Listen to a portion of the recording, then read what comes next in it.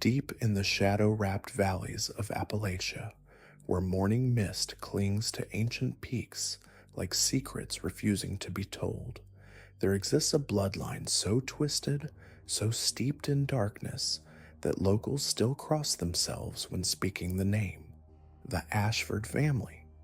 For over 2 centuries, this cursed dynasty has woven itself into the very fabric of these mountains, leaving behind a legacy written in blood, bound by unholy pacts, and sealed with the kind of suffering that echoes through generations. The first whispers began in 1798, when travelers started disappearing along the old Cherokee Trail that wound through what is now known as Ashford Hollow. Not the usual accidents that claimed lives in these treacherous mountains, but something far more sinister.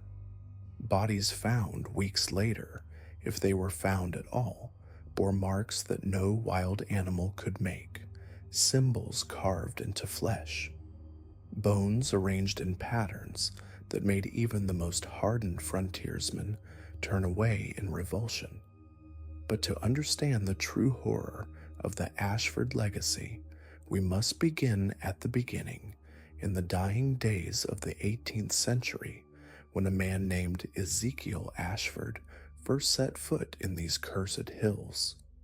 He came seeking refuge from debts and accusations in Virginia, carrying nothing but a leather satchel, a family Bible, and something else.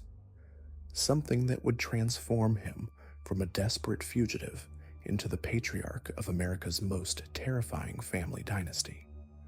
The winter of 1798 was brutal, even by Appalachian standards. Snow fell in sheets that turned the world white and silent, and the cold bit so deep it seemed to freeze the very soul. Ezekiel had been wandering for days, his horse long dead, his provisions exhausted, when he stumbled into a valley that seemed untouched by the blizzard raging just beyond its borders. The air here was warm, almost humid, and thick with the scent of something he couldn't identify, something that made his stomach turn and his skin crawl. At the valley's heart stood a structure that defied explanation. Not quite a cabin, not quite a cave, but something carved from the living rock itself. Its entrance was marked by symbols that seemed to shift and writhe in his peripheral vision, and from within came a sound like distant singing, though no human throat could produce such haunting melodies. Ezekiel approached because he had no choice. The alternative was death in the frozen wilderness beyond. Inside, he found warmth and food and a figure waiting by a fire that cast no shadows. The entity, for lack of a better word, spoke in a voice like wind through autumn leaves, offering Ezekiel exactly what he needed most: sanctuary, prosperity, and power over his enemies. The price seemed almost reasonable. His bloodline would serve as guardians of this place, protectors of ancient secrets, and when the time came for payment, they would answer without question. Ezekiel signed his name in the leather-bound ledger the entity provided, using a quill that required no ink. The words flowed red across the yellowed pages, and as he wrote, he felt something fundamental change within him. His reflection in the nearby pool showed eyes that now held flecks of gold, and his shadow had gained a life of its own, moving independently of his body. By spring, Ezekiel had claimed the entire valley as his homestead. No one questioned his right to the land, partly because legal disputes were rare in these remote regions, but mostly because those who looked too closely into his affairs found themselves forgetting what they'd intended to investigate. The Ashford name became synonymous with prosperity in the region. Crops grew taller on Ashford land. Livestock birthed twins and triplets with unusual frequency. The family's modest trading post became a destination for merchants from as far away as Charleston and Richmond. But prosperity came with a price that became apparent only gradually. Ezekiel's wife, Martha, bore him 7 children, but only 4 survived to adulthood. The 3 who died did so under circumstances that defied medical explanation. The local doctor, a man named Whitmore, recorded in his journal that the children appeared to have aged decades in a matter of days, their hair turning white, their skin becoming translucent, before they simply faded away like morning mist. The surviving children, 2 boys and 2 girls, displayed abilities that set them apart from other families in the region. They could predict weather patterns weeks in advance, locate lost objects with uncanny accuracy, and most disturbing of all, they seemed to know things about people that no child should know. Secrets, sins, the kind of knowledge that could destroy lives or elevate them, depending on how it was used. As the children grew to adulthood, they scattered throughout the Appalachian region, each establishing their own branch of the family tree, but they maintained their connection to the valley, returning every autumn for what they called the gathering. Local folklore speaks of lights seen dancing in the valley during these times, of voices singing in languages that predated human speech, and of a terrible hunger that seemed to emanate from the very earth itself. The Ashford influence spread like a cancer through the mountain communities. Wherever a family member settled, strange occurrences followed. Rival businesses failed under mysterious circumstances. Political opponents suffered unexpected tragedies. Those who crossed the Ashfords found themselves plagued by nightmares so vivid and terrifying that many simply packed up and left the region entirely. By the 1850s, the Ashford name was whispered in the same breath as the old Cherokee legends of skinwalkers and shadow people. Children were warned never to venture near Ashford properties after sunset. Traveling preachers refused to conduct services in towns where Ashford influence was strong, claiming the very air felt thick with malevolence. The family's power reached its zenith during the Civil War, when both Union and Confederate forces found themselves dependent on Ashford resources. The family played both sides with masterful cunning, providing intelligence to whichever army offered the best terms, while secretly working to prolong the conflict.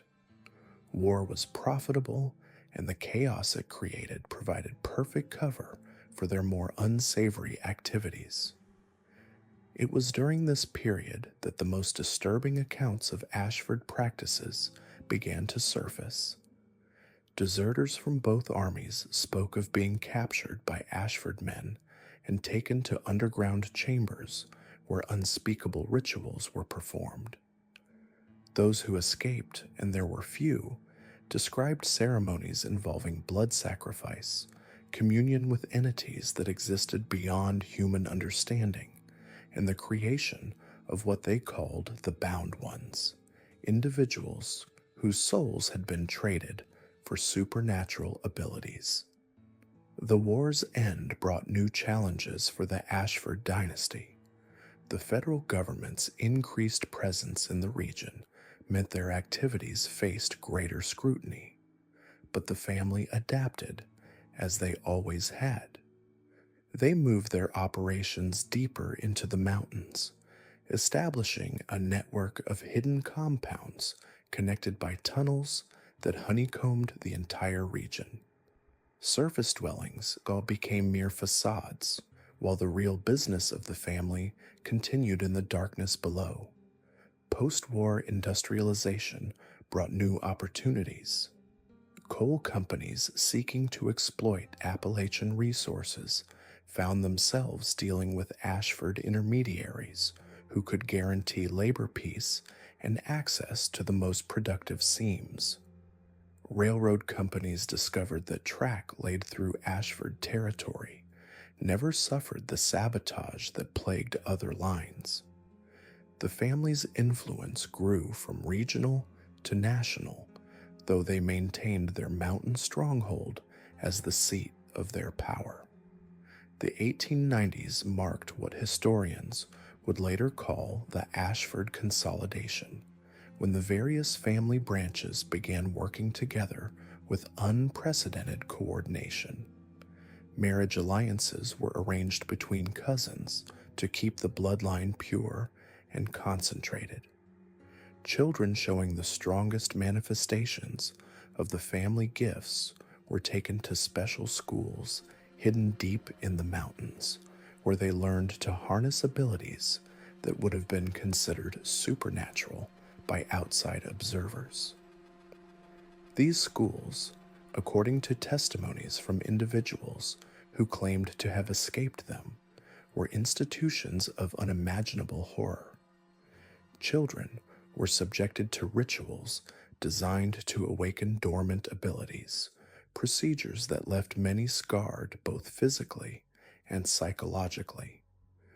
Those who survived the training emerged as something more than human but less than whole, their humanity sacrificed for power that came with a terrible price. The dawn of the 20th century brought challenges that would test the Ashford dynasty like never before.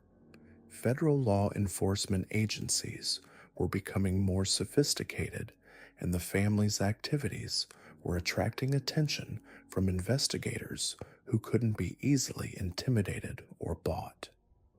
The Spanish-American War had created a new class of federal agents with military training and the resources to pursue investigations into remote regions that had previously been beyond government reach. In 1903, a team of federal marshals, led by a man named Thomas Hardwick, attempted to investigate reports of missing persons in the Ashford region. Hardwick was a veteran of the Indian Wars, a man who had seen enough violence to be unimpressed by mountain folklore and local superstitions. His team consisted of 6 experienced lawmen, all armed with the latest weapons and equipped with modern communication devices. They entered Ashford territory on a crisp October morning and were never seen again. Their horses were found 3 days later, wandering loose on a ridge 5 miles from where the team had last been seen. The animals were unharmed, but displayed signs of extreme terror, their eyes showing white and their bodies trembling uncontrollably. Local veterinarians could find no medical explanation for their condition. The disappearance of Hardwick's team sent shockwaves through federal law enforcement. A second, larger expedition was organized, this one consisting of 25 agents, supported by a company of cavalry from Fort Knox.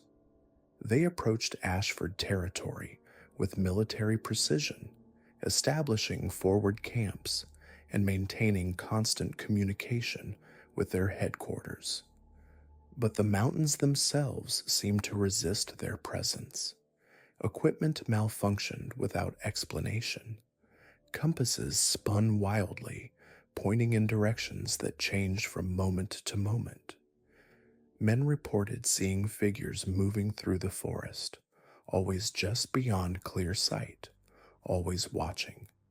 The expedition's leader, Colonel Marcus Webb, noted in his final report that his men were experiencing mass hallucinations and psychological breakdown at an unprecedented rate. On the 4th day of the expedition, contact was lost with the forward camp. When the main force reached the camp's location, they found only empty tents and equipment scattered as though the occupants had fled in panic.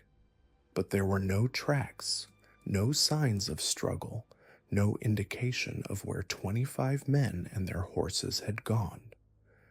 The remaining forces withdrew immediately, and no further federal attempts to investigate the Ashford territory were made for over a decade. The family's victory over federal law enforcement only strengthened their position in the region. Local authorities had always been reluctant to challenge Ashford influence, but now they had proof that even the federal government couldn't touch the family. The Ashfords became untouchable, a law unto themselves in their mountain kingdom. But power of this magnitude comes with its own dangers. The entities that had first offered Ezekiel Ashford sanctuary and prosperity were not content to remain silent partners. They began making new demands, requiring services that pushed even the hardened Ashford family to their limits. The prices demanded for continued protection grew steeper with each passing year, and the family found themselves servants to masters whose true nature remained hidden in shadow. The rituals that had once been performed annually became monthly, then weekly. The blood sacrifices that had once claimed strangers and enemies began requiring family members themselves. Children born into the Ashford line faced a terrible lottery, with some selected for roles that would preserve their humanity, while others were marked for transformation into something else entirely. Those who survived the selection process and retained their human form were trained as the family's public face, educated in the finest schools, and prepared for roles in business, politics, and society. But even these privileged members of the dynasty bore the mark of their heritage. They aged differently than normal humans, their lifespans extending far beyond natural limits, but at the cost of watching generations of ordinary people live and die while they remained trapped in their mountain prison. The others, those selected for transformation, became something that defied classification. Part human, part something else, they served as the family's enforcers and guardians, creatures of immense power but terrible cost. Also, they could no longer tolerate sunlight, requiring specially constructed underground chambers for their dwellings. They fed on substances that would poison normal humans, and their presence alone was enough to drive most people to madness. As the 20th century progressed, the Ashford family faced new challenges from an increasingly connected world. Automobile travel made remote regions more accessible to outsiders. Radio communication meant that disappearances and strange occurrences could be reported immediately to distant authorities.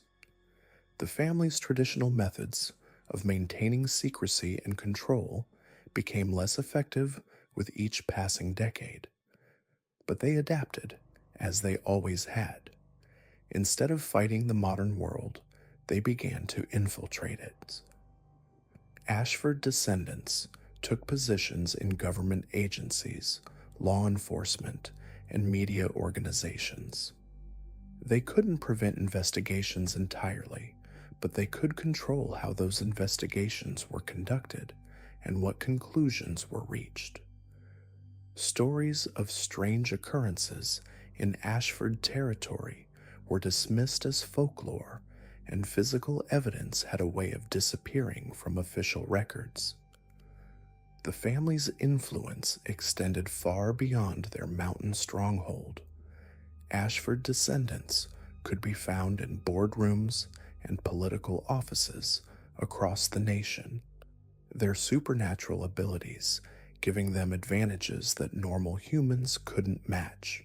They could read people's thoughts, influence emotions, and perceive events before they occurred. In business and politics, such abilities were invaluable, But the price of this power continued to escalate. Each generation of Ashfords paid a steeper cost for their privileges. Madness ran through the family line like a hereditary disease, claiming members who couldn't bear the weight of their inheritance. Suicide rates among family members were astronomical, though these deaths were carefully concealed from outside observers. The family's children faced a particularly cruel fate. Those who inherited the strongest supernatural abilities often found themselves unable to function in normal society. They could hear the thoughts of everyone around them, experience the emotions of strangers as if they were their own, and see visions of future events that they were powerless to prevent. Many retreated into isolation, becoming hermits who lived in the hidden chambers beneath the family compounds. Others tried to escape the family entirely, fleeing to distant cities where they hoped to build normal lives. But the entities that had first made the bargain with Ezekiel Ashford had long memories and longer reach. Escapees were tracked down and returned to the family, often bearing scars that served as warnings to others who might consider flight. The few who managed to evade recapture found that their supernatural abilities made normal life impossible. They couldn't touch another person without experiencing their memories and emotions. They couldn't sleep without being plagued by prophetic dreams. They couldn't eat normal food without becoming violently ill. Eventually, most returned to the family voluntarily, preferring the familiar horror of their birthright to the impossible challenge of living as refugees from their own nature. As we delve deeper into the Ashford legacy, we begin to understand that this is not simply a story of a family that made a deal with dark forces. It is a tale of how power corrupts, how secrets metastasize, and how the sins of one generation can echo through centuries. The Ashfords became prisoners of their own success, trapped in a cycle of supernatural obligation that grew more demanding with each passing year. The mountains that had once offered them sanctuary became their prison. The abilities that had once given them advantages became burdens that isolated them from humanity. The wealth and influence they had accumulated became tools for serving masters whose true nature remained hidden in shadow. As the first threads of the 20th century began to weave themselves into American history, the Ashford family found themselves standing at a crossroads between their ancestral darkness and a rapidly modernizing world. The Industrial Revolution had brought railroads snaking through their mountain territories, telegraph lines crackling with messages that threatened their carefully guarded secrets, and most dangerous of all, federal investigators whose questions cut deeper than any blade. But the Ashfords had spent over a century learning to adapt, to evolve, to transform their supernatural gifts into weapons of influence that could penetrate even the highest echelons of power. What emerged in the early 1900s wasn't just a family of mountain mystics clinging to ancient pacts, but something far more terrifying. A shadow dynasty that had learned to weaponize modernity itself. The year 1903 marked what family records would later call the Great Convergence, when three separate branches of the Ashford bloodline, scattered across different states for nearly half a century, received identical visions on the same November night. Each family patriarch reported the same dream, standing in a vast underground chamber where their ancestor, Ezekiel's original entity, materialized not as the crude shadow thing of mountain folklore, but as something that spoke in the language of steel, steam, and electricity. The message was clear. The old ways of isolated mountain compounds and whispered influence over local communities would no longer suffice. The entity that had empowered their bloodline for over a century now demanded expansion, integration, and most chillingly, legitimacy within the emerging American power structure. By 1905, the three main Ashford branches had established what appeared to be respectable business enterprises. The Tennessee Ashfords founded Ashford Mining Consortium, quickly securing lucrative government contracts for coal extraction that would fuel the nation's growing industrial appetite. The Virginia branch created Ashford Financial Trust, a banking institution that began quietly acquiring debt from struggling mountain communities while offering mysteriously favorable loans to influential politicians and businessmen. Most ambitious of all, the Kentucky Ashfords established the Ashford Educational Foundation, a charitable organization dedicated to bringing modern schooling to isolated Appalachian children. On the surface, these ventures represented the American dream in action, a mountain family pulling themselves up by their bootstraps to become pillars of their communities. Newspaper articles from the period praised the Ashfords' philanthropic spirit and business acumen. Local politicians competed for invitations to their increasingly elaborate social gatherings. Church leaders welcomed their generous donations and their apparent commitment to Christian values. But beneath this veneer of respectability, something far more sinister was taking root.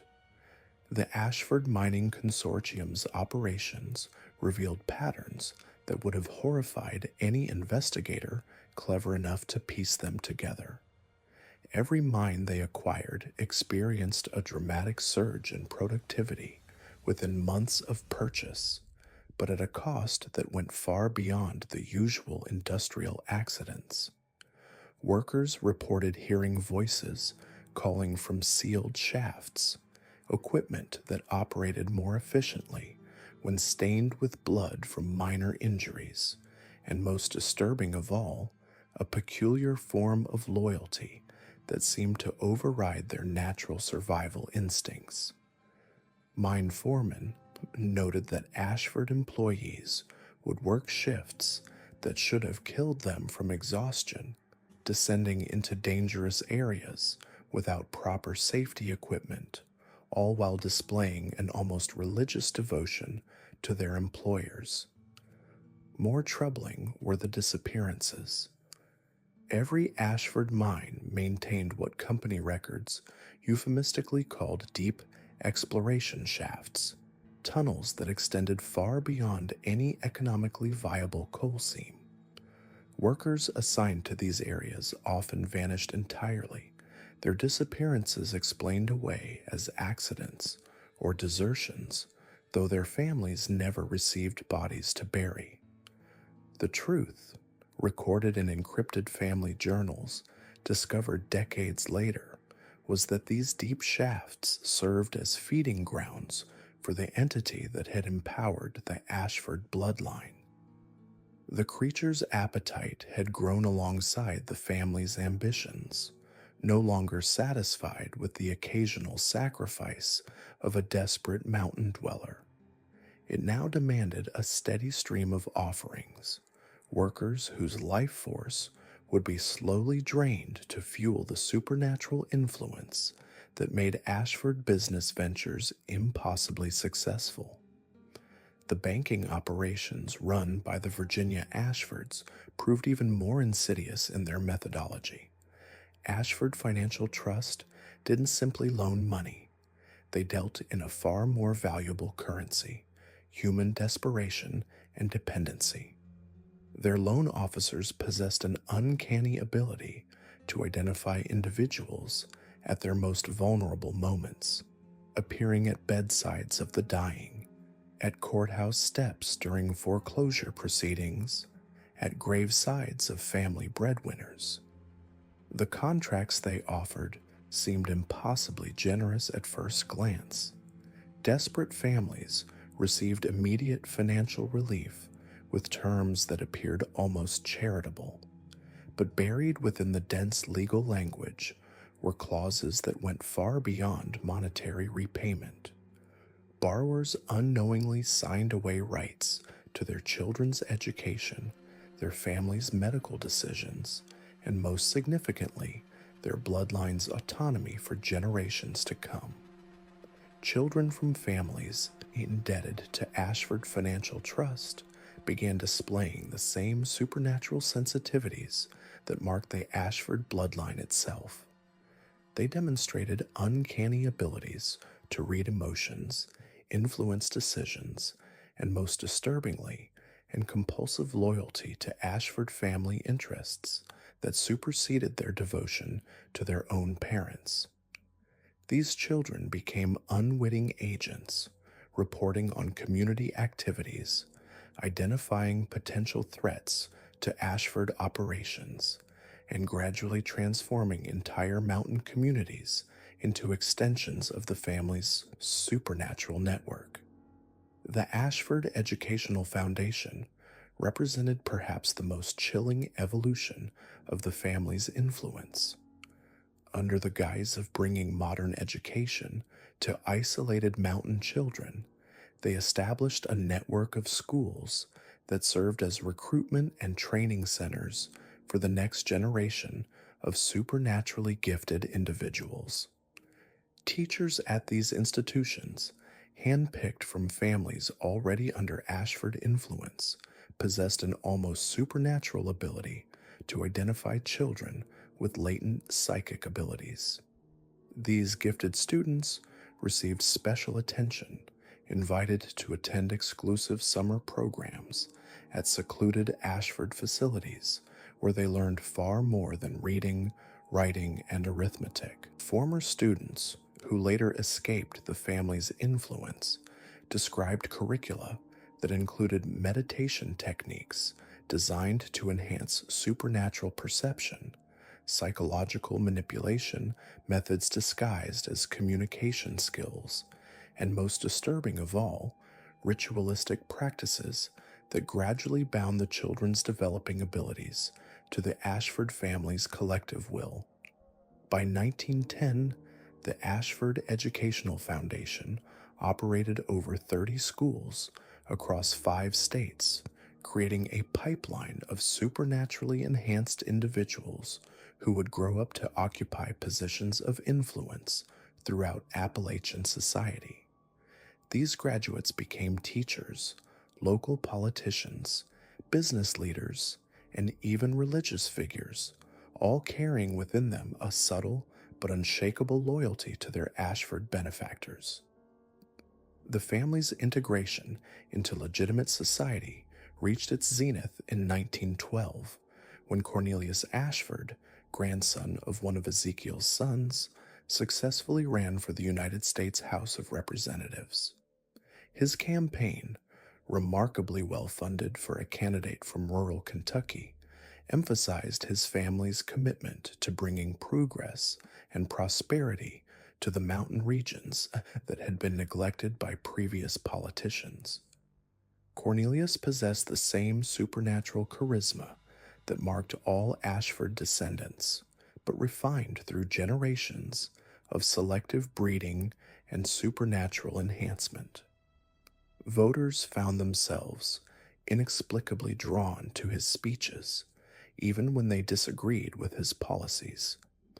Political opponents discovered their own campaigns plagued by mysterious setbacks, key supporters changing sides without explanation, funding sources drying up due to sudden business reversals, and campaign events disrupted by inexplicable accidents or natural disasters.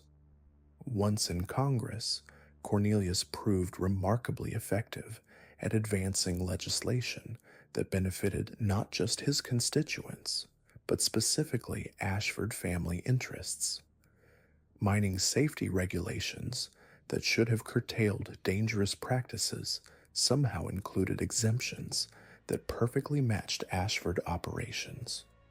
Banking laws designed to protect consumers from predatory lending contained loopholes that seemed tailor-made for Ashford Financial Trust's unique business model. Educational funding bills directed resources toward rural schools, with the lion's share flowing to institutions operated by the Ashford Educational Foundation.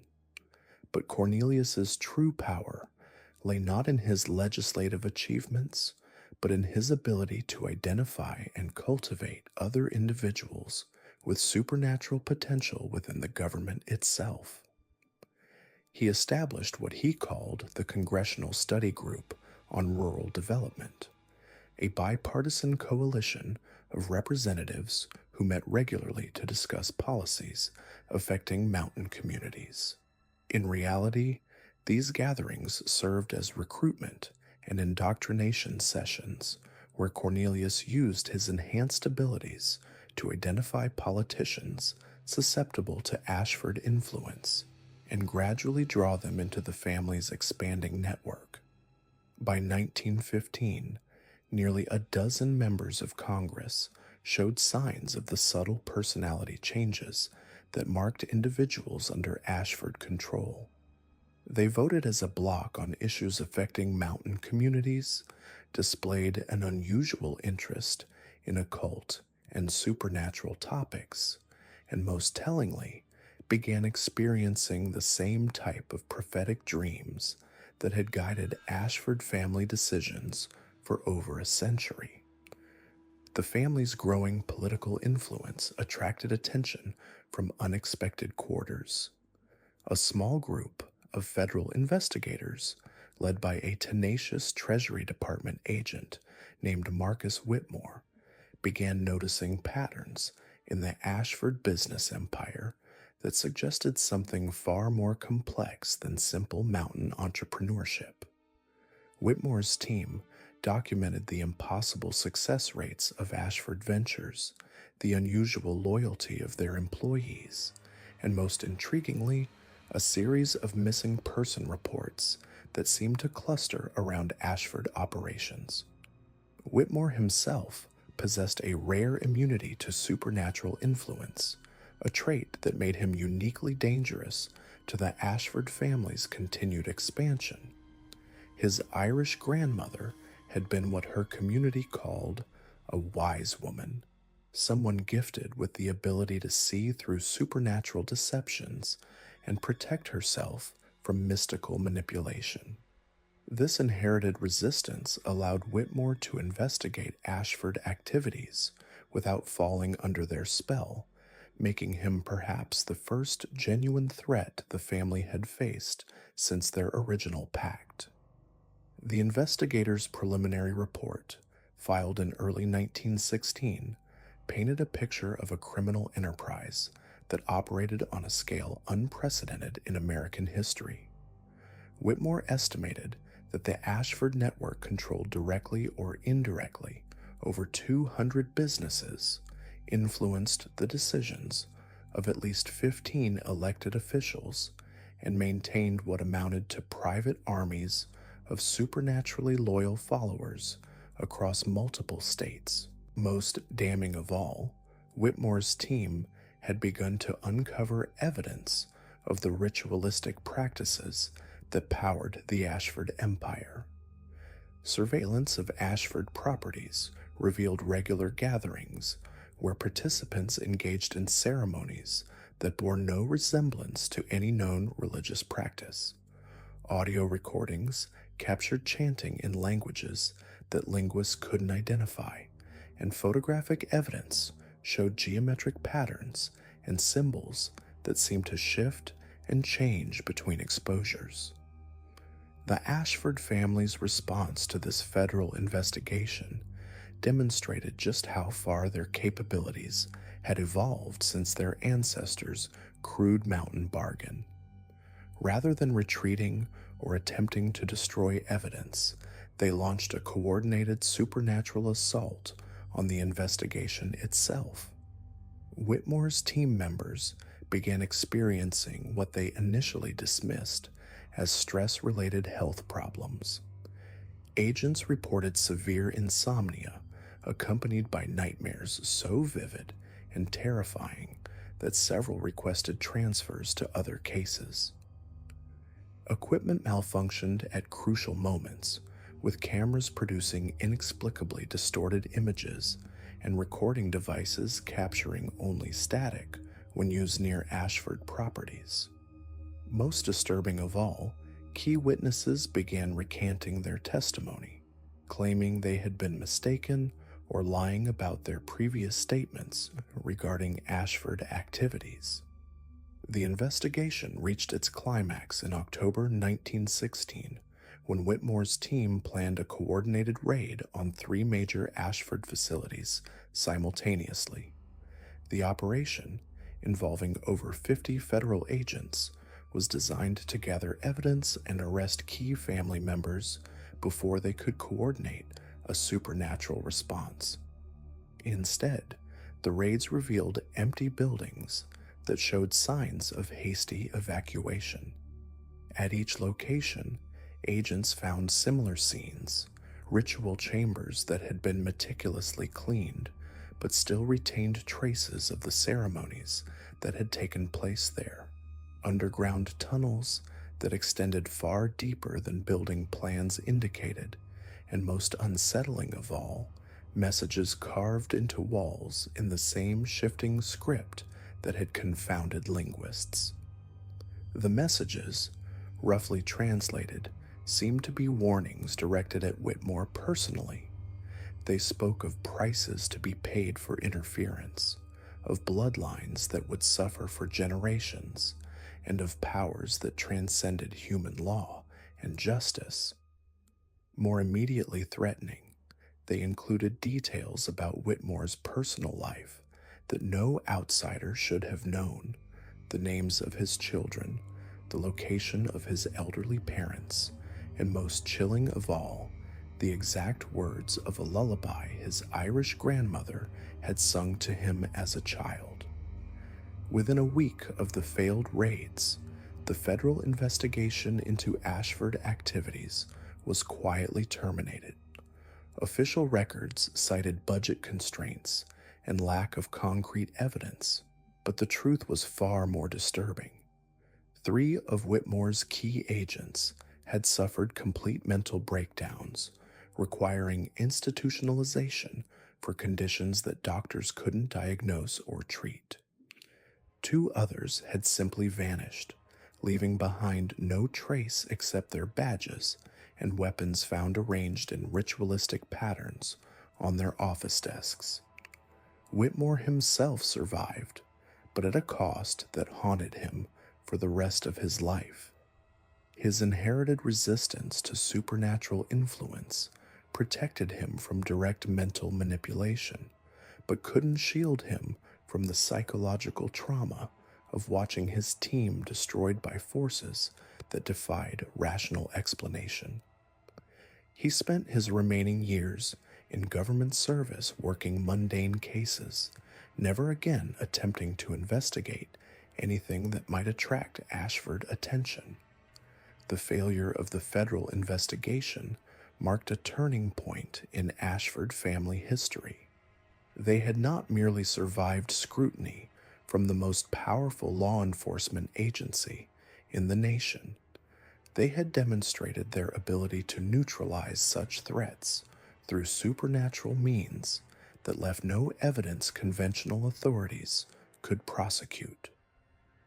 Emboldened by this victory, the Ashfords began expanding their influence beyond the mountain regions that had sheltered their ancestors.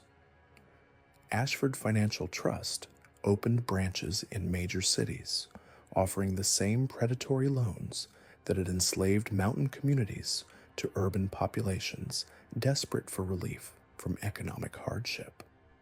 The Ashford Educational Foundation began establishing schools in industrial centers, targeting the children of immigrant families who lack the community connections that might protect them from supernatural manipulation. Most significantly, the family began what they called the Great Integration, a systematic effort to place Ashford descendants and supernaturally influenced allies in positions of power throughout American society. By 1920, individuals connected to the Ashford network held positions in federal agencies, major corporations, influential newspapers, and even religious organizations. These placements weren't achieved through conventional corruption or political maneuvering, but through the same supernatural charisma and mental influence that had made Cornelius Ashford such an effective congressman. The entity that had empowered the Ashford bloodline seemed to feed on this expansion of influence, growing stronger and more sophisticated with each new soul brought under its control. Family records from this period describe communications with their supernatural patron that had evolved far beyond the crude bargaining of Ezekiel's time. The entity now spoke of grand designs for American society, of a nation whose population would gradually come under the influence of those who served the old powers, creating a bridge between the supernatural realm and the modern world. But this rapid expansion came with costs that even the Ashfords hadn't anticipated. The mental strain of maintaining supernatural influence over hundreds of individuals began taking its toll on family members themselves. Several Ashford descendants suffered what family records euphemistically called spiritual exhaustion, a condition characterized by rapid aging, severe mental instability, and eventually complete catatonia. More disturbing were the changes occurring in the family's children. Each new generation displayed stronger supernatural abilities than the last, but also increased psychological instability. Young Ashfords began experiencing visions and auditory hallucinations that made it difficult for them to distinguish between supernatural communications and their own thoughts. Many developed severe anxiety disorders, unable to function in normal social situations without constantly monitoring and manipulating the emotions of everyone around them. The family's solution to these problems revealed just how far they had strayed from anything resembling human morality. Rather than scaling back their supernatural activities, they began what they called the burden sharing protocol, a ritualistic practice where the psychological costs of their expanding influence were transferred to unwilling subjects drawn from their network of controlled individuals.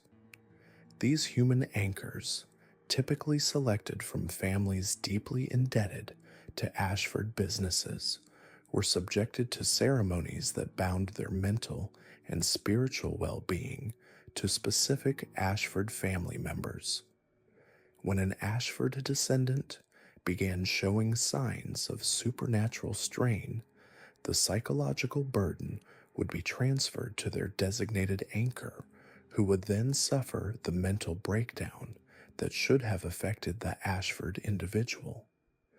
This practice allowed the family to maintain their supernatural activities while preserving their own sanity, but at the cost of creating a hidden population of mentally shattered individuals scattered across the regions under Ashford influence. Asylum records from the 1920s show a dramatic increase in admissions from mountain communities, with patients displaying symptoms that baffled medical professionals. Simultaneous knowledge of events they couldn't have witnessed and complete amnesia about their own lives, speaking in languages they had never learned while forgetting their native tongue, and most disturbing of all, and compulsive need to draw the same geometric symbols that appeared in Ashford ritual chambers. As the 1920s progressed, the Ashford family network had evolved into something unprecedented in American history. A shadow government that operated through supernatural influence rather than traditional political power. They controlled vast economic resources through their business empire, influenced policy through their political connections, and shaped public opinion through their allies in media and religious organizations. But perhaps their most insidious achievement was the creation of what they called the generational web, a network of families whose children had been subtly influenced through Ashford educational programs and were now reaching adulthood with their supernatural abilities fully developed and their loyalty to Ashford interests deeply ingrained. These second generation agents possessed abilities that rivaled those of Ashford family members themselves, but without the psychological instability that plagued the direct bloodline. By 1925, the Ashford network included thousands of these enhanced individuals, many of whom were unaware of the true source of their abilities or the extent of their conditioning. They simply found themselves inexplicably successful in their chosen careers, unusually charismatic in social situations, and possessed of an intuitive understanding of how to influence others to achieve their goals. Most importantly, they felt a deep, unshakable conviction that their success was best served by supporting Ashford family interests, even when they couldn't rationally explain why. The entity that had empowered this vast network had grown correspondingly powerful, no longer confined to the mountain hollows where Ezekiel had first encountered it over a century earlier. Family communications from this period describe a presence that seemed to permeate the very fabric of American society, influencing events on a national scale through its network of human agents. Stock market fluctuations, political scandals, natural disasters, and social movements all bore subtle signs of supernatural manipulation designed to advance the entity's agenda. The goal, as revealed in encrypted family documents, was nothing less than the transformation of American civilization into a vessel for powers that humanity was never meant to serve. See, they had successfully transformed from a desperate family making crude bargains with mountain spirits into the architects of a supernatural conspiracy that threatened the very foundations of human freedom. But their success had come at a price that would soon demand payment in ways they never anticipated. The entity they served was no longer content with gradual influence and hidden manipulation.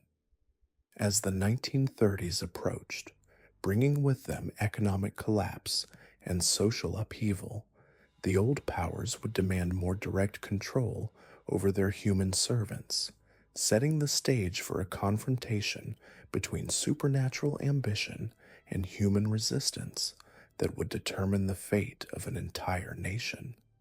As the United States entered the Roaring Twenties, the Ashford family had woven themselves so deeply into America's institutional fabric that distinguishing their influence from legitimate governance became impossible. Their supernatural charisma, honed through generations of dark bargains, allowed them to manipulate not just individual politicians, but entire legislative bodies. Congressional voting patterns during this era reveal curious anomalies, bills passing with unprecedented unanimity on issues that mysteriously benefited Ashford business interests. But the family's most audacious expansion came through their systematic infiltration of America's educational system. Beginning in 1919, they established what appeared to be a network of prestigious boarding schools across New England. the Ashford Academy in Massachusetts, Blackwood Preparatory in Vermont, and Thornfield Institute in New Hampshire attracted the children of America's elite families. Parents competed fiercely for admission, drawn by the school's remarkable track records of producing graduates who achieved extraordinary success in politics, finance, and industry. What these parents didn't understand was that their children were being carefully evaluated for supernatural sensitivity. The Ashfords had discovered that certain bloodlines carried latent psychic abilities, traits that could be identified and cultivated through specialized testing disguised as advanced academic assessments. Children who demonstrated the strongest potential were selected for additional mentoring, private tutoring sessions that occurred in specially prepared chambers beneath the school buildings. These underground facilities, constructed with the same obsessive attention to occult geometry as the original Ashford estate, served as training grounds for the next generation of the family's supernatural agents. Students learned to project thoughts, influence emotions, and perceive hidden information through techniques that their instructors claimed were advanced meditation and concentration exercises. Many emerged from these programs with abilities they couldn't fully comprehend, returning to their families changed in subtle but profound ways. The psychological conditioning was masterful. These young people genuinely believed they were participating in cutting-edge educational methods designed to unlock human potential. They had no conscious awareness that they were being prepared to serve as the Ashfords' eyes and ears throughout American society. As they graduated and assumed positions of influence in their family businesses, law firms, and government agencies, they unknowingly formed an intelligence network that fed information directly back to their former mentors. By 1925, the Ashford influence had become truly national. Their graduates held key positions in the Federal Reserve, the State Department, and major corporations across every industry. When the stock market began showing signs of instability in the late 20s, the family possessed advanced knowledge that allowed them to not only protect their wealth, but to profit enormously from the coming collapse. Internal documents suggest they may have actively contributed to the market's volatility, using their network of placed agents to spread targeted misinformation and make strategic trades that amplified existing economic weaknesses. The Great Depression that followed created the perfect conditions for the Ashfords to consolidate even more power. As traditional financial institutions collapsed, their banks remained mysteriously stable, positioned to acquire distressed assets at fraction of their true value. They purchased entire city blocks in major metropolitan areas, industrial facilities, and vast tracts of land across the American West. More disturbing was their systematic acquisition of properties with specific geographical characteristics, locations where natural energy lines converged or where historical records indicated previous supernatural activity. Their expansion during this period wasn't limited to conventional business dealings. The family had identified that economic desperation made people particularly susceptible to supernatural influence.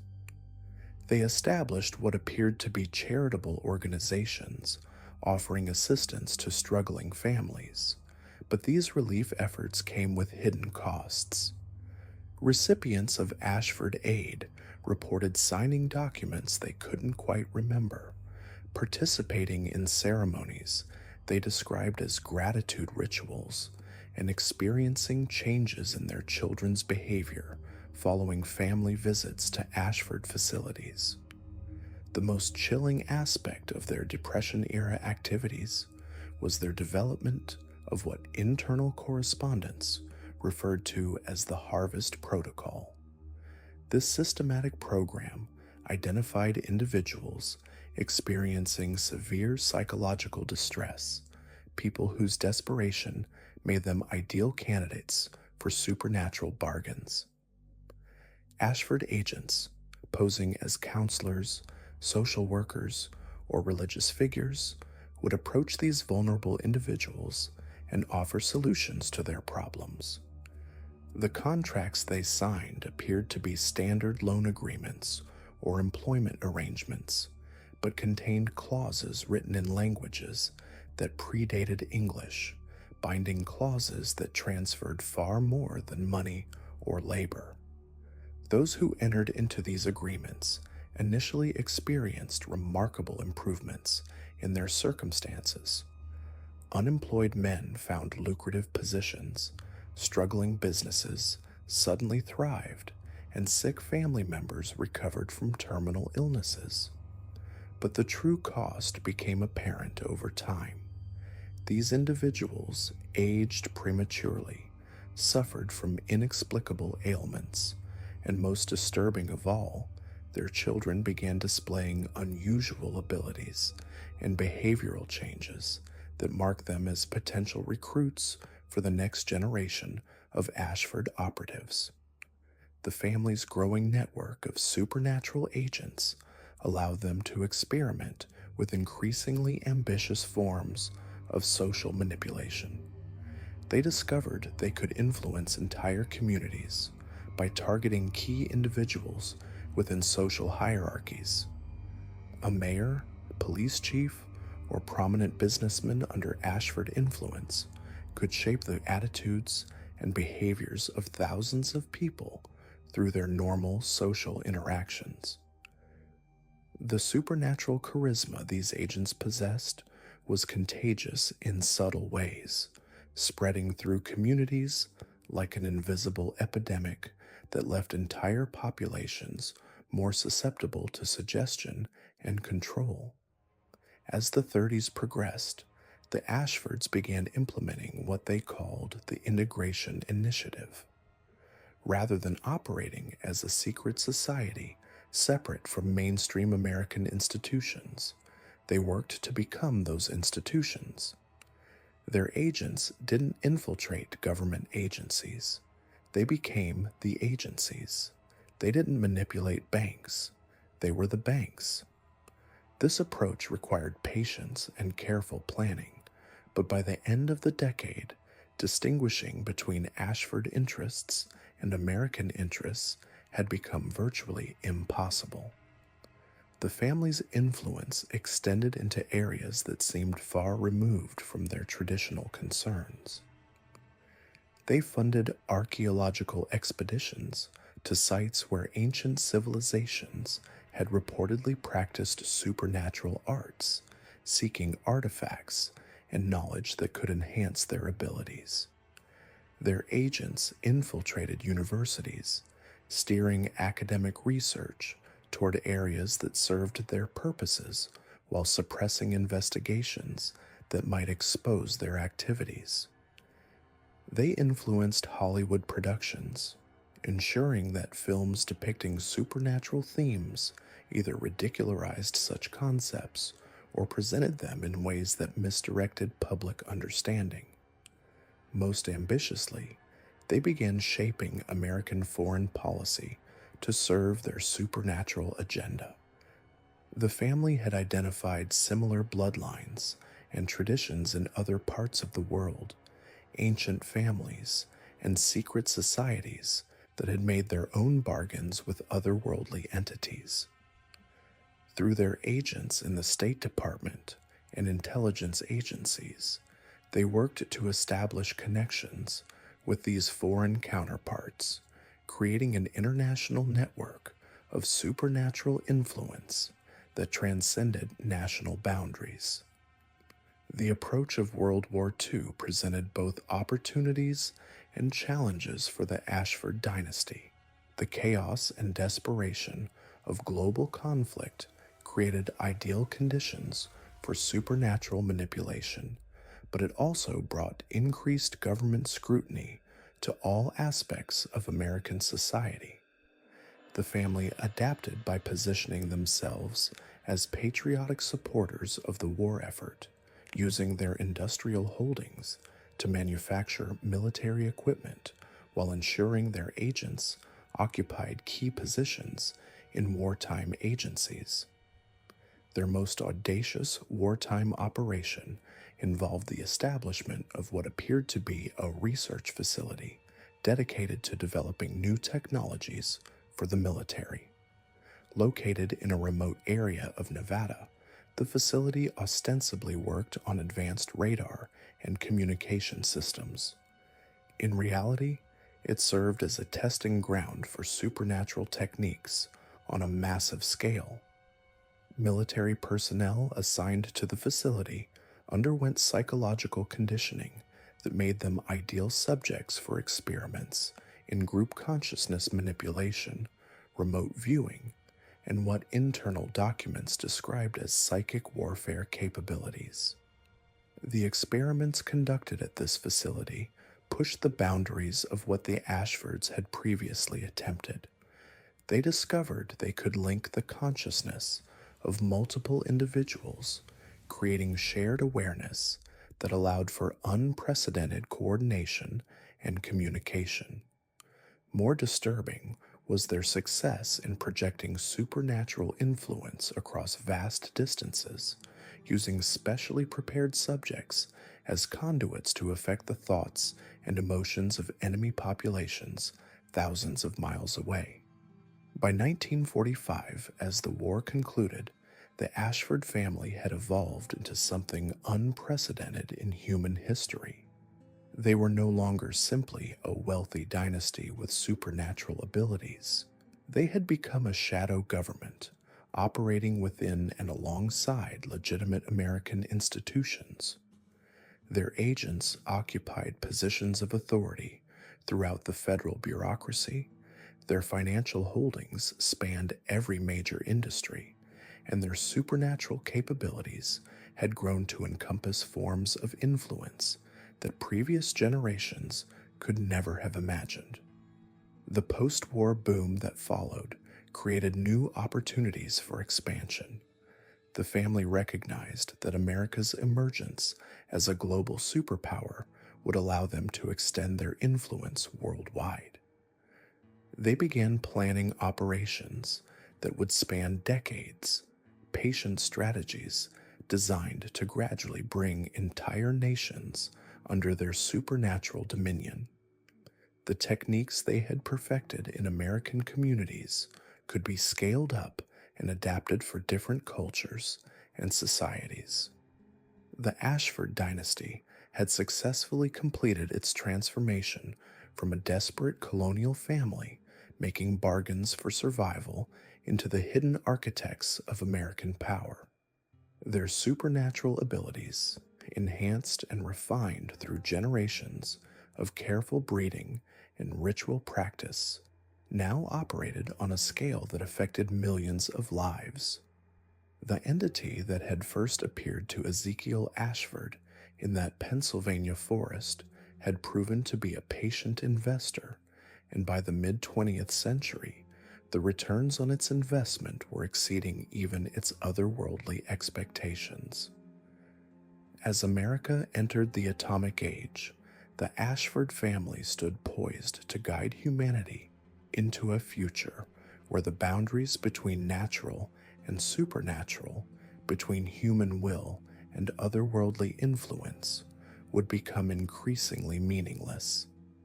The seeds they had planted in the darkness of Appalachian hollows had grown into a network of power that spanned continents, and their harvest was only beginning. The shadows cast by the Ashford legacy had grown impossibly long by the dawn of the 21st century, reaching into corridors of power that would have been unimaginable to their mountain ancestors. But with expansion came exposure, and with exposure came the kind of scrutiny that threatened to unravel 2 centuries of carefully woven darkness. The first warning signs appeared in 1998 when a congressional aide named Sarah Chen stumbled across discrepancies in federal education funding. Working late in a Capitol Hill office, she noticed recurring patterns in grant distributions, all leading back to institutions with seemingly unrelated names but suspiciously similar board compositions. Her preliminary research revealed a web of shell companies holding trusts and nonprofit organizations that defied conventional explanation. Sarah's investigation might have remained buried in bureaucratic filing cabinets if not for her decision to dig deeper. She began tracking individual names across decades of public records, discovering bloodlines that appeared in positions of influence far more frequently than statistical probability would suggest. Most disturbing were the patterns she found in federal contract awards, judicial appointments, and policy implementations that seemed to follow lunar cycles with uncanny precision. 3 weeks into her research, Sarah began experiencing what she described in her personal journal as waking nightmares. She would find herself standing in her apartment at 3 in the morning with no memory of getting out of bed, her hands covered in dirt that wasn't there moments before. Her dreams filled with images of mountain landscapes she'd never visited and voices speaking in languages that predated recorded history. On November 15th, 1998, Sarah's body was discovered in her Georgetown apartment. The official cause of death was listed as a sudden cardiac event, despite her being 28 years old with no history of heart problems. More puzzling to investigators was the state of her research materials, found meticulously shredded and mixed with soil from an unknown source. The soil was never analyzed, and the case was quietly closed within 48 hours. But Sarah's work had already been copied, and the copies found their way to Marcus Webb, an investigative journalist with a reputation for exposing government corruption. Webb recognized the patterns Sarah had identified and began his own investigation using techniques honed by years of following money trails through Washington's labyrinthine bureaucracy. What Webb discovered was a shadow infrastructure that had been operating within the federal government for decades. The Ashford network had evolved far beyond their original mountain strongholds, establishing themselves as the invisible architects of American policy.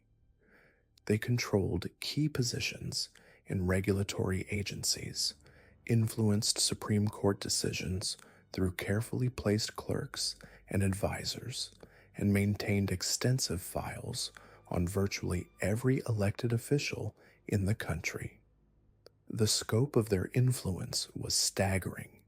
Environmental protection laws contained carefully crafted loopholes that exempted properties in specific geographic coordinates, all corresponding to Ashford holdings. Military contracts included provisions for research into what were euphemistically termed alternative energy sources, funding expeditions to remote locations where ancient sites had been identified through methods that blended cutting-edge satellite imagery with knowledge systems that predated modern civilization. Most chilling was Webb's discovery of the Enhancement Program, a classified initiative that had been operating within various government agencies since the 1960s. Personnel selected for this program underwent what official documents described as cognitive optimization procedures, But Webb's sources described something far more sinister: enhanced agents and demonstrated abilities that defied conventional explanation, accessing information they shouldn't possess, predicting events with impossible accuracy, and displaying a level of coordination that suggested some form of shared consciousness. These enhanced individuals occupied positions throughout the federal hierarchy, from NSA analysts to CDC researchers to Federal Reserve officials. They moved through their roles with mechanical efficiency, implementing policies that seemed designed to create specific societal conditions rather than address genuine public needs. Economic policies that created predictable cycles of boom and bust, health initiatives that increased rather than decreased certain mortality rates, and cultural programs that promoted specific forms of social fragmentation. Webb's investigation revealed that the enhancement program required regular renewal ceremonies conducted at facilities disguised as government research installations. Enhanced agents would disappear for 48-hour periods, returning with renewed vitality, but displaying subtle changes in personality and behavior. Those who attempted to refuse enhancement renewal were found dead within weeks, their deaths attributed to various accidents or sudden illnesses that left no evidence of foul play. The journalist traced the program's origins to a 1947 meeting between Ashford family representatives and high-ranking military officials, conducted in the immediate aftermath of World War II. Classified documents suggested the family had offered their services in exchange for unprecedented access to government resources and protection from future investigations. The deal had been structured as a matter of national security, with the Ashfords positioning themselves as America's secret weapon in an increasingly dangerous world. By the 1990s, the arrangement had evolved into something approaching a shadow government. The Ashford network influenced everything from Federal Reserve policy to Supreme Court decisions, from military deployment strategies to public health initiatives. They had created a system where democratic institutions continued to function on the surface, while real power flowed through channels that existed completely outside constitutional oversight.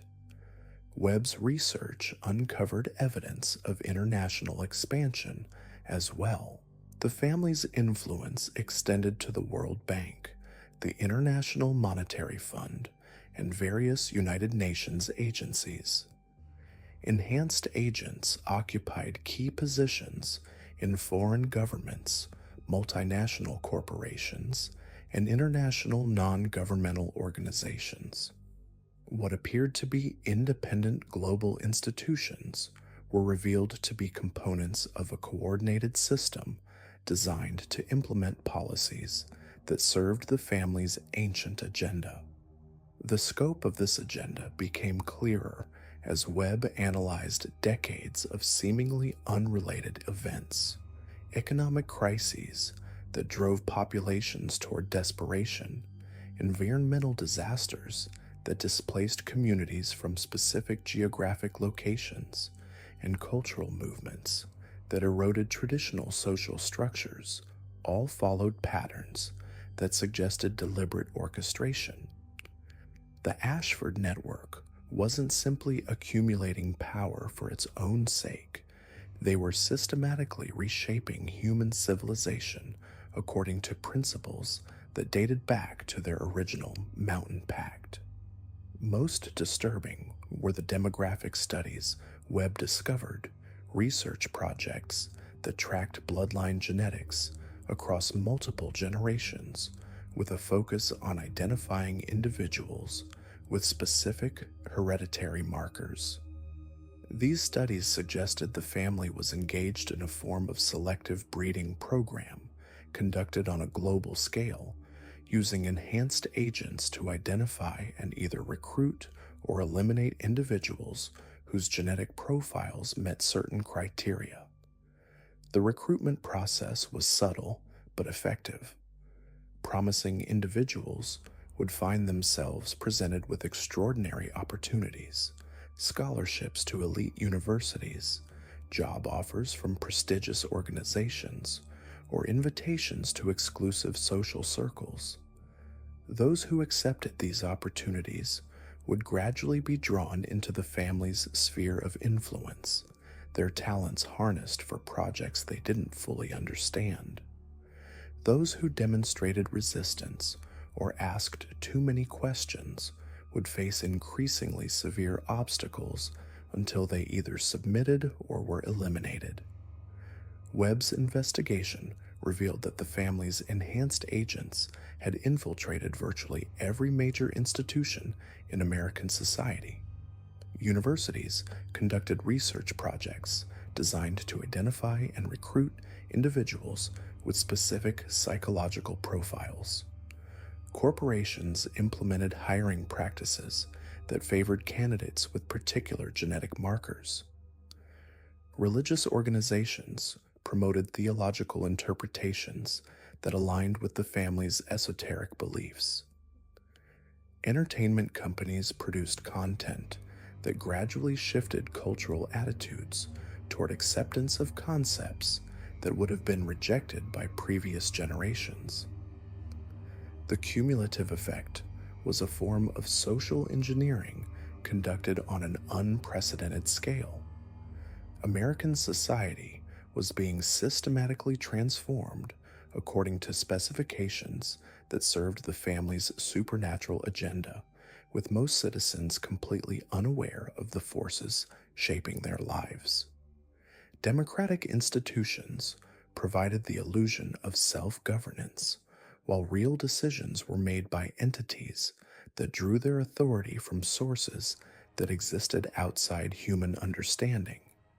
But the system's expansion had created vulnerabilities that the family's ancestors never faced. The digital age made it increasingly difficult to completely suppress information, and the global nature of their operations required coordination among thousands of enhanced agents whose loyalty was maintained through supernatural means that demanded ever-increasing sacrifices. Webb documented evidence of what he termed systemic deterioration within the enhanced agent network. Individuals who had undergone the enhancement process for extended periods began displaying signs of psychological breakdown, spiritual corruption, and physical decay that no medical intervention could address. The family was losing enhanced agents at an accelerating rate, forcing them to expand their recruitment programs and increase the frequency of renewal ceremonies. This acceleration created a feedback loop that threatened the entire system. Each enhancement ceremony required resources that the family obtained through their network of controlled institutions, but maintaining those institutions required more enhanced agents than the ceremonies could effectively sustain. The family found themselves trapped in a cycle of expansion that demanded ever greater sacrifices while producing diminishing returns.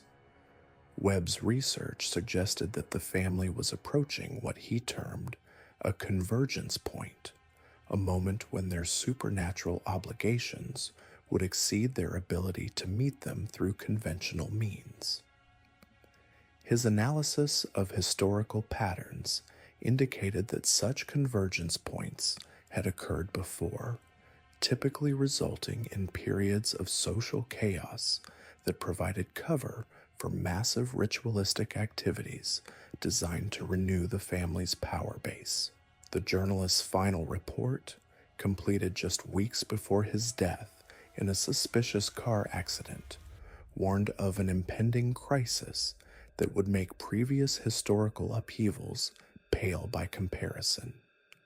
The Ashford network had grown too large to sustain itself through traditional methods, and the family's supernatural patrons were demanding payment on a scale that would require the systematic sacrifice of significant portions of the human population. Webb's death was ruled accidental, but his research materials disappeared from both his home and office before investigators arrived. The only trace of his work was a single email sent to multiple recipients minutes before his death, containing a partial list of names and locations that meant nothing to most who received it, but provided crucial intelligence to those few individuals who understood the true scope of the threat they faced. The Ashford family had successfully transformed from mountain mystics into the hidden architects of global civilization, but their success had created challenges that their original pact never anticipated. They now controlled institutions that influenced billions of lives, but maintaining that control required sacrifices on a scale that threatened to expose their operations to the very populations they sought to manipulate. By 1897, the Ashford family's influence had meticulously woven itself through the very fabric of American society. Like a malignant tapestry, their threads of corruption running deeper than anyone could have imagined. What began as isolated experiments in their Appalachian strongholds had evolved into something far more sinister, a systematic infiltration of the nation's most critical institutions that would reshape the destiny of an entire country. The psychological toll on family members had reached a breaking point that even their supernatural bargains could no longer mask. Third and fourth generation Ashfords exhibited increasingly disturbing symptoms that physicians couldn't explain and wouldn't document. Their aging process had become grotesquely inconsistent, with some family members appearing decades younger than their chronological age, while others withered into premature senescence overnight. Most unsettling were the children born after 1890, who emerged into the world with eyes that reflected light like nocturnal predators and an innate understanding of human weakness that allowed them to manipulate adults before they could speak complete sentences. But it was the systematic breakdown of their mental faculties that truly revealed the cost of their ancestral pact. Family journals from this period, written in increasingly erratic handwriting, describe episodes where Ashford members would speak in voices that weren't their own, reciting information about events occurring hundreds of miles away with perfect accuracy. They reported dreams that weren't dreams, but rather visions of past rituals performed by ancestors they'd never met, complete with detailed knowledge of ceremonies that had never been documented. Most disturbing were the shared nightmares that plagued every family member simultaneously, visions of an entity they called the Architect of Shadows, who appeared as a constantly shifting amalgamation of every person they had ever corrupted or destroyed. The family's expansion into federal institutions during this period represented perhaps their most audacious and successful endeavor. Through a combination of blackmail, supernatural influence, and carefully orchestrated career advancement, they had placed operatives within the Treasury Department, the nascent Federal Bureau of Investigation, and even the offices of 3 sitting congressmen. Their method was as brilliant as it was horrifying. They would identify promising young government employees with exploitable weaknesses, then engineer situations where these individuals would compromise themselves in ways that could never be undone. Take the case of Thomas Whitmore, a Treasury investigator whose gambling debts had reached desperate proportions in 1898. The Ashfords arranged for him to witness what appeared to be a routine money laundering operation, allowing him to seize enough funds to clear his debts while believing he was conducting legitimate law enforcement. Only later did Whitmore discover that the operation had been entirely fabricated. The money belonged to a children's hospital, and his actions had resulted in the deaths of 17 patients who couldn't receive treatment. By then, he was completely under Ashford control, his conscience so shattered that he became one of their most effective assets within the federal government. This pattern repeated across dozens of institutions, creating a network of compromised officials who served not out of loyalty, but out of the terrible knowledge that their souls had already been forfeit. The Ashfords had perfected the art of making good people complicit in atrocities, then using that complicity as leverage for even greater corruption. Each compromised individual became a node in an expanding web of influence that allowed the family to manipulate policy, redirect investigations, and eliminate obstacles with surgical precision. Their economic machinations during the Panic of 1893 demonstrated the true scope of their capabilities. While ordinary Americans lost their life savings and businesses collapsed across the nation, the Ashfords systematically acquired distressed assets at fractions of their value. But this wasn't merely opportunistic capitalism. Their agents had spent years creating the conditions that led to the panic itself. Through their network of compromised bankers and government officials, they orchestrated currency shortages, manipulated railroad stock prices, and spread carefully crafted rumors that turned economic uncertainty into widespread catastrophe. The family's textile mills, steel foundries, and shipping operations expanded exponentially during this period, not through superior business practices, but through supernatural assistance that defied rational explanation. Workers reported that Ashford-owned factories seemed to operate according to different physical laws, with machinery that never broke down, production quotas that somehow always exceeded expectations despite apparent impossibilities, and workplace accidents that invariably claimed exactly the number of lives specified in contracts signed by foremen who couldn't remember agreeing to such terms. Most disturbing were the reports from employees who attempted to organize labor unions or report safety violations. These individuals would experience what they described as waking nightmares, visions so horrifying and persistent that many voluntarily committed themselves to asylums rather than continue working. Those who persisted in their complaints would simply disappear, their absence explained by company records showing voluntary resignations that no one remembered them submitting. The family's involvement in educational institutions represented perhaps their most insidious long-term strategy.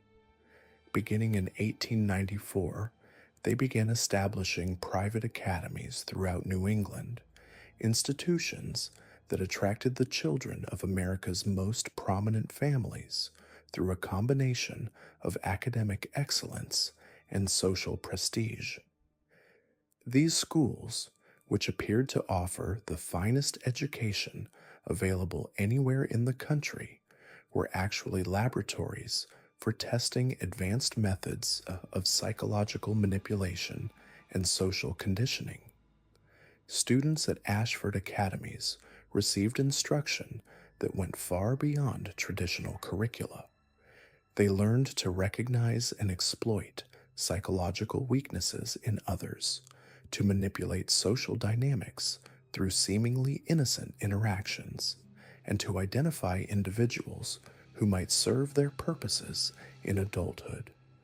Most significantly, they were taught to view these skills not as corruption, but as natural advantages that separated them from the common masses who lacked such sophistication.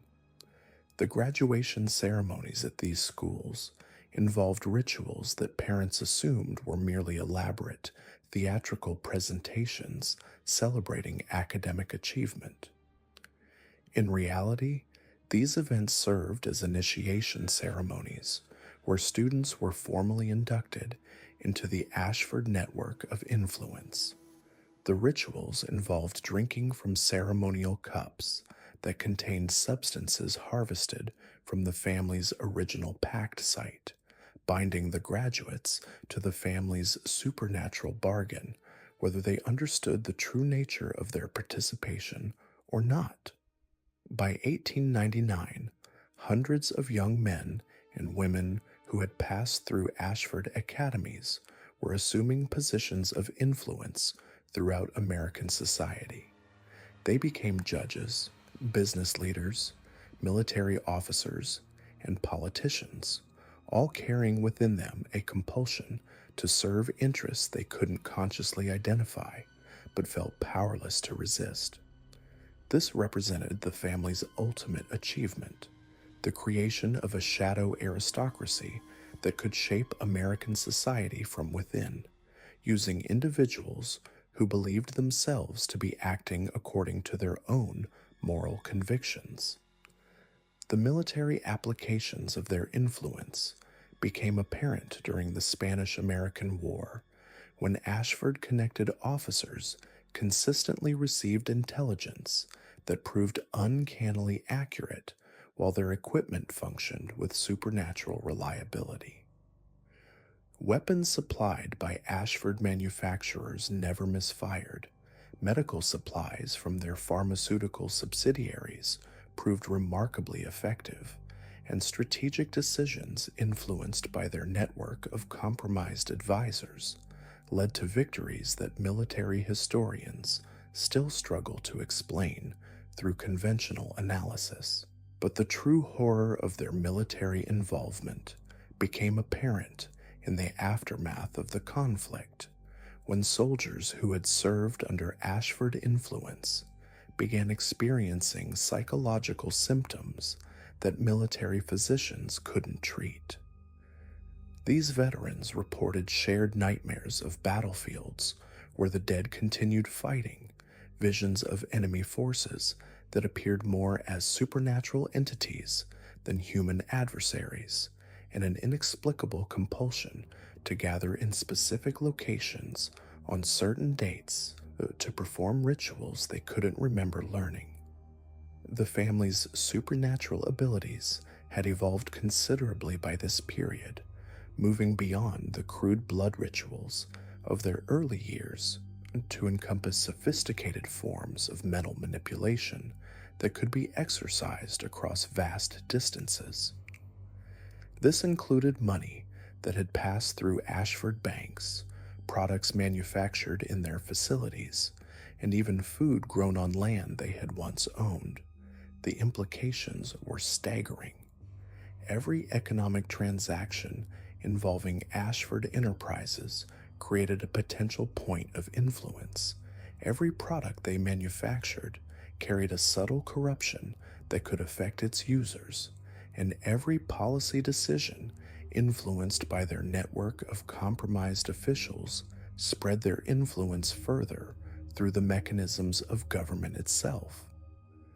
They had created a system where their supernatural corruption could propagate through the normal functioning of society, growing stronger with each transaction, each policy implementation, each generation of students educated in their institutions. Yet the cost of maintaining such an extensive network of influence was becoming apparent in increasingly dramatic ways.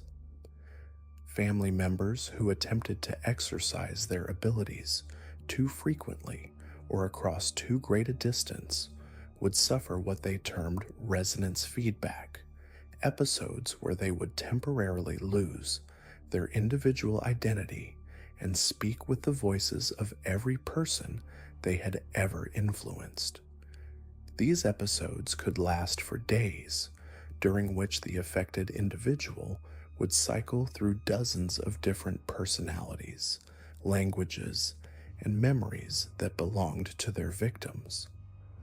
More disturbing were the reports of family members who had become permanently lost in these feedback loops, their consciousness scattered across the network of individuals they had corrupted to such an extent that their original personality could never be recovered.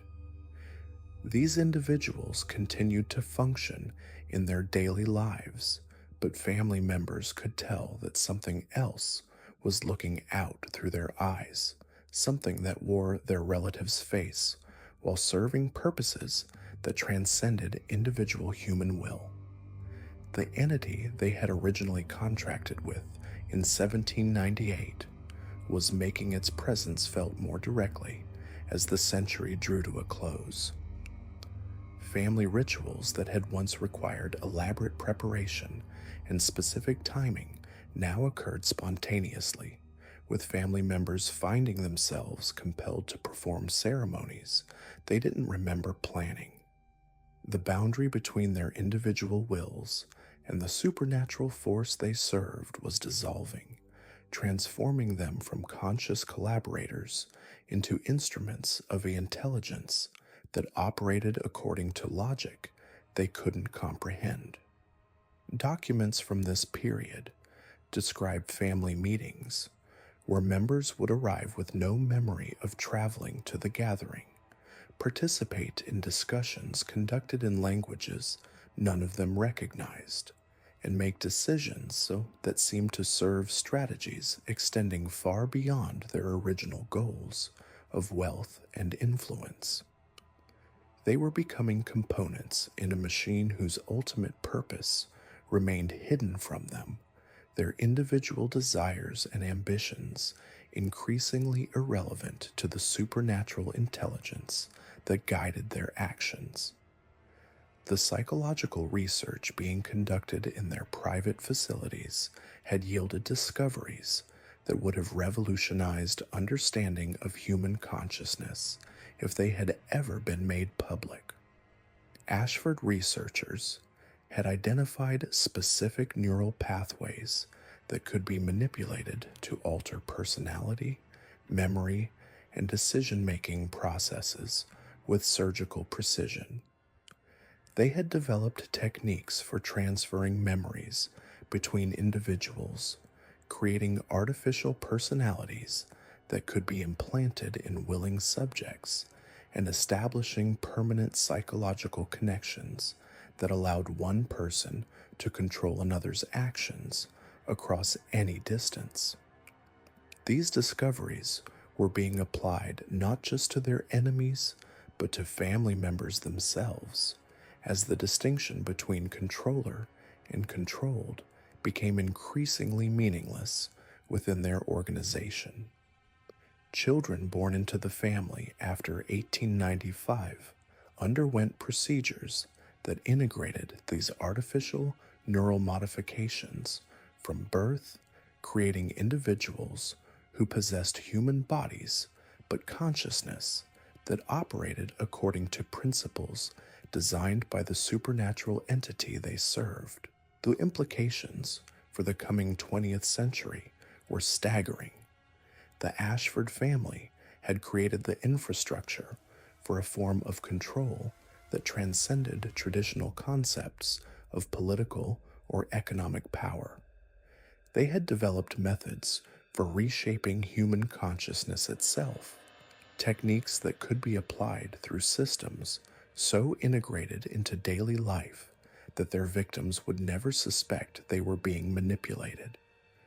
As the 19th century ended, they possessed not just wealth and influence, but the ability to fundamentally alter what it meant to be human. By the 1960s, The Ashford family had achieved something unprecedented in American history: complete infiltration of the nation's power structure while maintaining absolute secrecy about their supernatural origins. But success bred complacency, and complacency bred mistakes. The first cracks in their carefully constructed facade began to show during the Cuban Missile Crisis, when multiple world leaders simultaneously experienced the same recurring nightmare of burning children reaching from underground caverns. Intelligence agencies in 3 countries quietly began documenting unusual patterns in diplomatic communications, references to the old agreements and payments due that made no sense in conventional political contexts. The Ashfords had grown so confident in their control that they'd become careless about covering their tracks.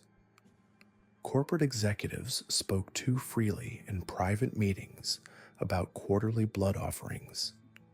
Military commanders referenced ancestral voices when explaining strategic decisions.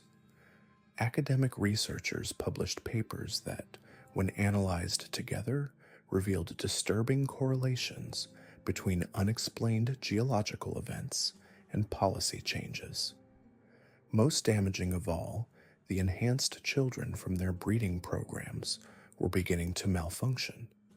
The psychological conditioning that had created perfect agents was breaking down in the second and third generations, producing individuals with supernatural abilities, but fragmenting sanity. In 1967, Dr. Margaret Thorne, a psychiatrist treating what she believed were isolated cases of shared psychosis among government officials, made a connection that would change everything.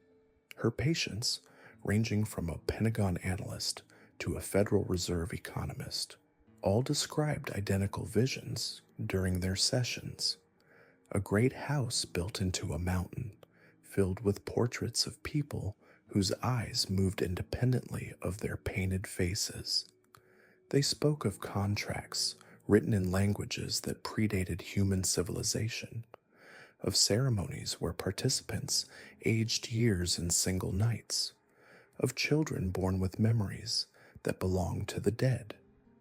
Dr. Thorne's investigation led her to genealogical records that revealed the impossible.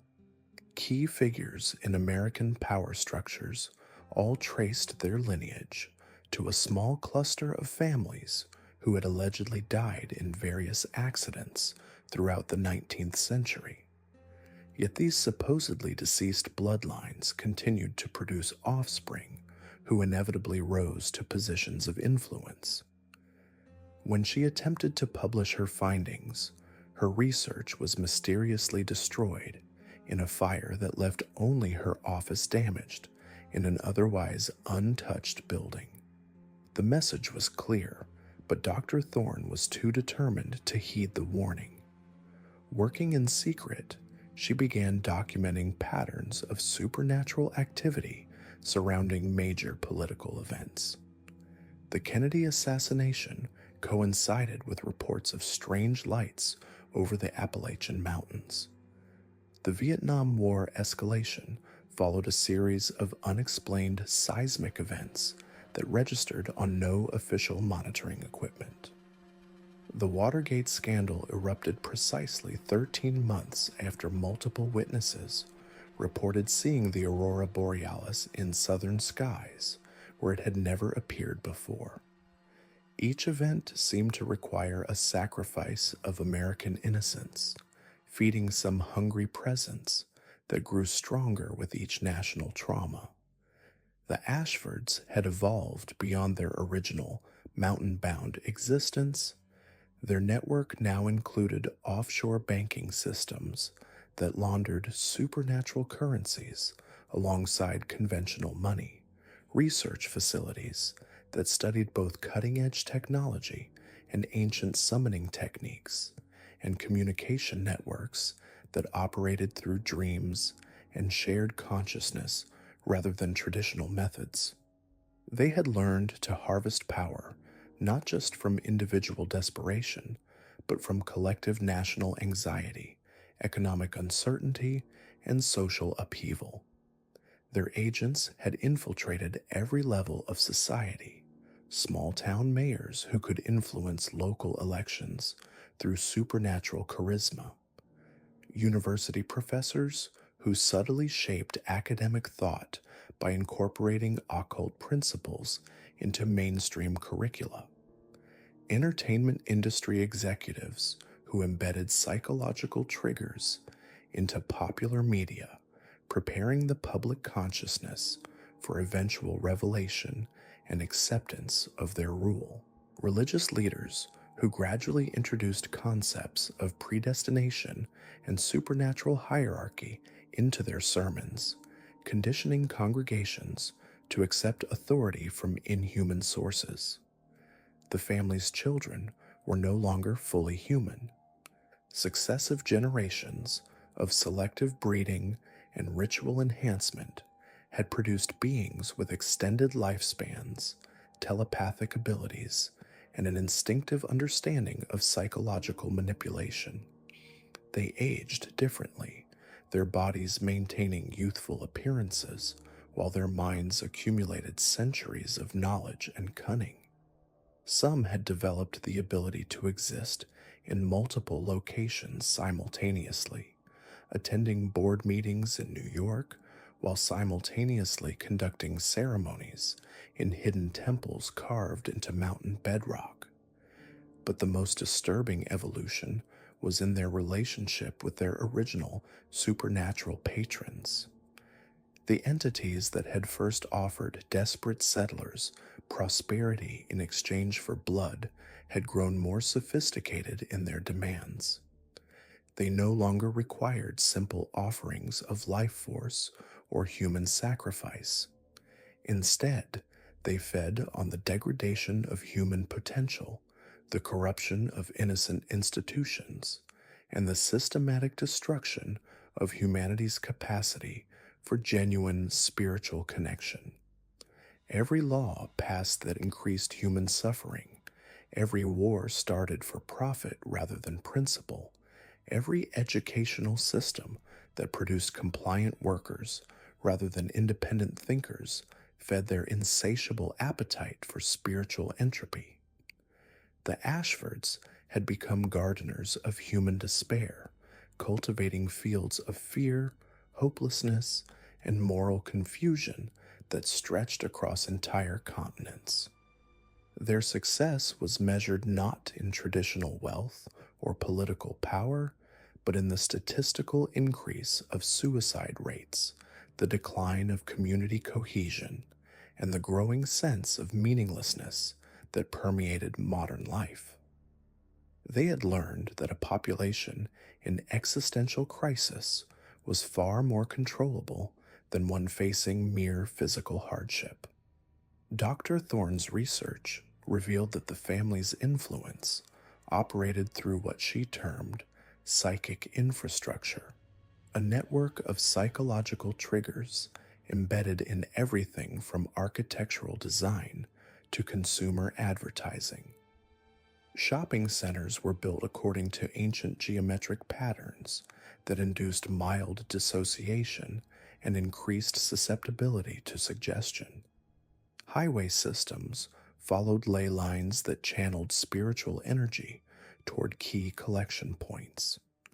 Even the standardized testing used in public schools was designed not just to measure academic achievement, but to identify children with latent psychic abilities who could be recruited into the family's programs. The revelation that would ultimately threaten the Ashfords' empire came from an unexpected source, their own enhanced children.